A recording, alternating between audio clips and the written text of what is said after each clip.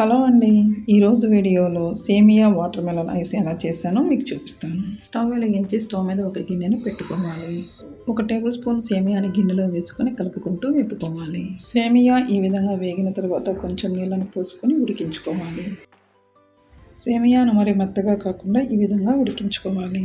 వేడి నీళ్ళలో ఉండి సేమియా మరి మెత్తగా అయిపోకుండా ఈ విధంగా స్ట్రైనర్ సహాయంతో వడపోసుకోవాలి.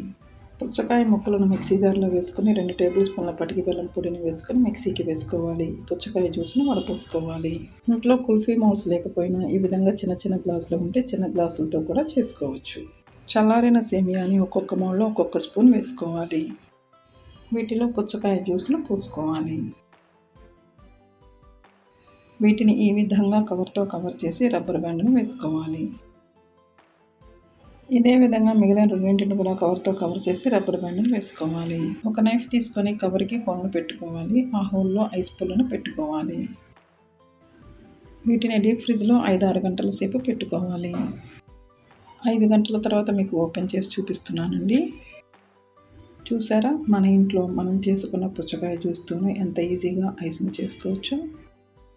ఈ వేసవి సెలవుల్లో పిల్లలకు మధ్యాహ్నం పూట ఇలా చేసి ఇచ్చారనుకోండి, పిల్లలు ఎంతో ఇష్టంగా తింటారు.